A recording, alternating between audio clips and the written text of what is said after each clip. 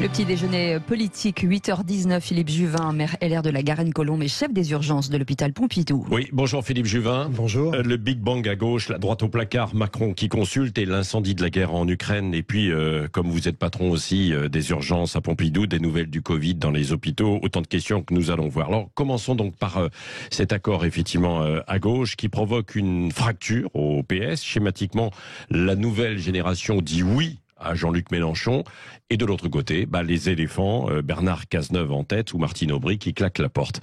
Que pensez-vous de cet accord, vous ? Je pense que la politique, ça ne doit pas se faire sur du casting, mais sur le fond. Et c'est vrai que je pense que François Mitterrand doit se retourner dans sa tombe. Quand vous voyez les positions de Jean-Luc Mélenchon sur 1000 sujets de société et les positions que les socialistes prenaient avant, vous voyez bien qu'on est très loin. Prenez la loi sur la loi M. Khomri, par exemple, qui va être sur mise la en loi cause. travail. Oui. C'est une loi qui a été votée, me semble-t-il, sous François Hollande, qui, me semble-t-il, était membre du Parti socialiste et qui, me semble-t-il, est totalement désormais aux oubliettes. Mais il y avait des frondeurs déjà à l'époque, justement. Oui, c'est vrai. Ça avait créé une fissure en fait. Mais que dans les partis politiques, il y a des minoritaires et des majoritaires, ça c'est banal, c'est même normal et assez salutaire. Donc le sujet n'est pas là. Le sujet c'est la ligne qui gagne. Et c'est vrai que la ligne qui gagne n'est pas celle du Parti socialiste que l'on connaissait avant. C'est ainsi. Oui, bon, le PS vole en éclats. Cela dit, chez les LR, on n'en est pas loin non plus, quoi. Il y a quand même de la fracture, quoi. Il y a une unité de façade, et puis alors il y a certains qui veulent rester chez les LR, et puis d'autres qui veulent, pardonnez-moi pour l'expression, mais pactiser, par exemple, avec la République en marche. Vous en faites partie, non ? Alors d'abord, le mot pactiser n'est pas très beau. Moi, je crois que... C'est un pacte, non, d'accord. D'abord, moi, je n'ai jamais quitté les Républicains, je rappelle. Ouais. Alors, je le dis parce que c'est pas le cas de tout le monde. Donc, je suis toujours resté dans ma famille politique.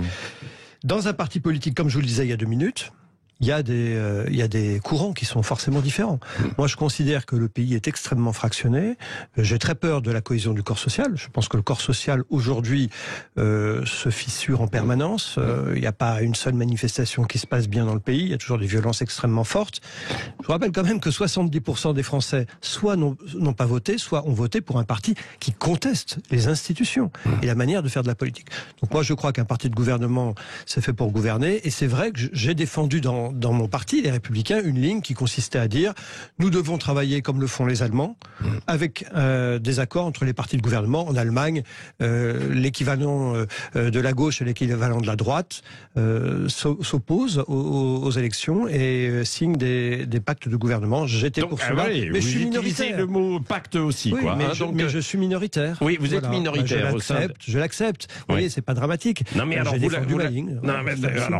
mais vous restez quand même malgré tout au parti, quoi, même si vous êtes minoritaire, quoi. Écoutez, d'abord oui, parce que effectivement, je pense que dans les partis, c'est bien qu'il y ait plusieurs lignes.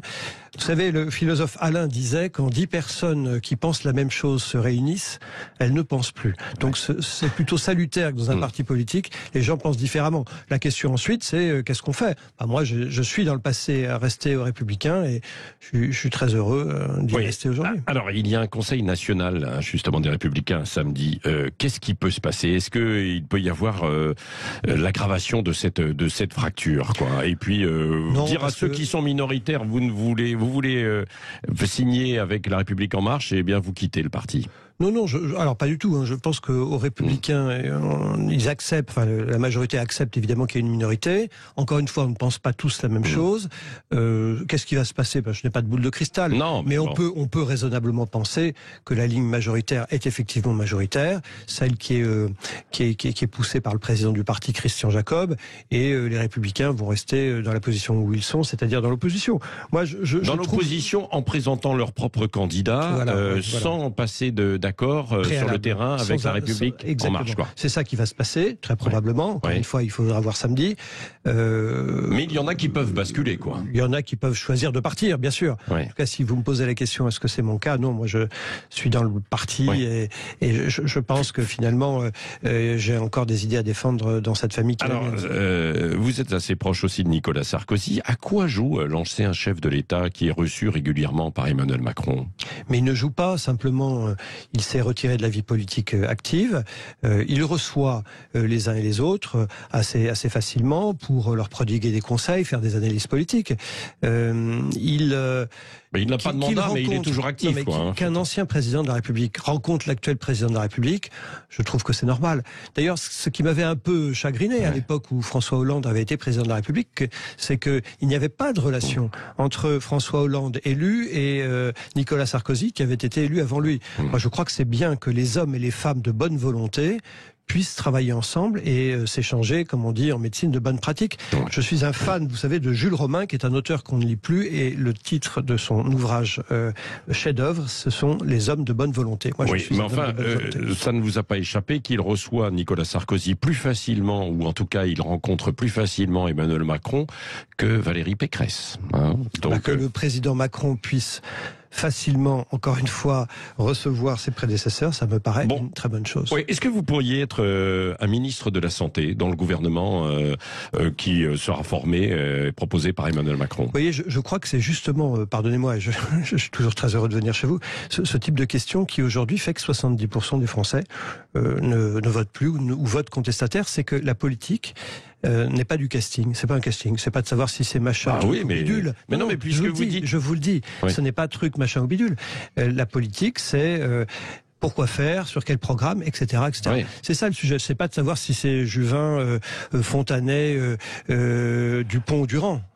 C'est ainsi. Non, mais c'est vrai. Sauf que sur le fond, vous vous êtes attaché à défendre l'hôpital, et que si on vient vous solliciter pour travailler sur l'hôpital, ministre de la Santé ou un autre poste, vous ne diriez pas non. Alors, si vous voulez me faire dire que l'hôpital est en miettes, oui, je suis assez d'accord. L'hôpital est en miettes, la santé d'ailleurs est en miettes. Essayez de trouver un médecin, essayez de vous faire soigner sans avoir de carnet d'adresse. Vous allez voir aujourd'hui comme c'est facile. Donc oui, les choses vont très mal. La question, c'est pourquoi faire. Encore une fois, le sujet, c'est le sujet, ce n'est pas le casting. Voilà, ce n'est pas le casting. Mais vous ne fermez pas la porte, quoi. Vous ne fermez pas la porte. Hein. C'est ce que je retiens, moi, quand même, Philippe Juvin. Moi, j'ai toujours, dans cette épidémie qui a quand même été une vraie épreuve nationale, j'ai beaucoup critiqué le gouvernement. Vous m'avez invité plusieurs fois. Mais j'ai aussi, au moment où il fallait, parce que quand je pensais que les décisions étaient bonnes, soutenu les positions qui étaient bonnes. Je pense que notre pays ne peut plus se payer le luxe de nos positions, comment dirais-je, aveugles. Le pays doit se payer le luxe, entre guillemets, de gens qui disent la vérité. Encore un mot, justement, chez les LR, le nom de Christelle Morançais, qui est présidente LR des Pays de la Loire. C'est une femme de grande qualité. Voilà, c'est ça. Son nom revient aussi pour être éventuellement à Matignon. Elle pourrait être... elle a les qualités? Alors d'abord, oui, c'est une femme de grande qualité. Je la connais bien. Elle dirige une grande région. Elle a une bonne connaissance des enjeux locaux. Et je crois qu'une des solutions du pays, c'est justement sur les enjeux locaux, c'est de confier aux régions et aux maires des pouvoirs plus importants. J'ignorais que son nom puisse circuler, mais pourquoi pas, je crois que ce serait une bonne candidate. Oui, vous l'avez évoqué tout à l'heure, les tensions à l'hôpital. Où en est-on là, justement, puisque vous êtes chef des services des urgences, au regard de la crise du Covid? Le Covid, ça va beaucoup mieux, il y a moins de cas, moins d'hospitalisation, nous ne sommes plus débordés par le Covid, mais nous héritons, après l'épidémie, d'un système de santé, comme je le disais tout à l'heure, qui est en miettes, qui est fatigué. Il y a une statistique, il y a un travail qui est sorti aux États-Unis, mais en fait c'est pareil en France, sauf qu'on n'a pas mesuré. Aux États-Unis, 1 médecin sur 5 envisage d'arrêter complètement de travailler. En France, je ne serais pas étonné qu'on soit pareil. En fait, on recrute par petites annonces, visiblement, dans les hôpitaux. D'abord, aujourd'hui, quand on recrute, parce que la plupart du temps, on ne recrute pas, on a des grandes difficultés.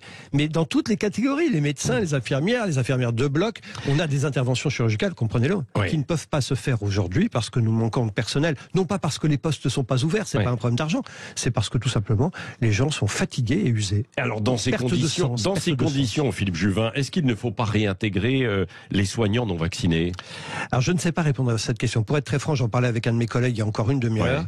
Il y a des arguments qui plaident en faveur, en particulier le fait que l'épidémie est en train de chuter. Il y a beaucoup moins de cas. Donc à partir de là, pourquoi effectivement ne pas les réintégrer? Mais là où je ne sais pas répondre à votre question, c'est que je ne sais pas si au fond c'est significatif. Par exemple, dans mon service, il y a quasiment pas de personnel qui n'était pas vacciné. Donc ça ne changerait pas la donne. Ouais, Franchement, on disait qu'il y en avait quelques milliers, mais on a du mal à chiffrer. En fait, on a parlé de 15 000 à un moment donné, ça a été... Il faudrait avoir le chiffre parce que vous comprenez, le sujet... En tout cas, on a eu beaucoup quand même. Le sujet n'est pas à la hauteur le nombre n'est probablement pas à la hauteur des besoins qui permettraient au système de santé de se remettre à travailler. Vous voyez, c'est parfois... Mais quand même, même si ce sont quelques milliers ou quelques centaines, on les a eu en fait au téléphone ou régulièrement. Ils étaient prêts à réintégrer évidemment leur poste. Eh bien, je ne sais pas répondre. Je ne sais pas répondre à votre question. Non, mais c'est très honnête, c'est très honnête. Philippe Juvin, vous êtes allé en Ukraine, passé en fait un petit peu de temps là dernièrement.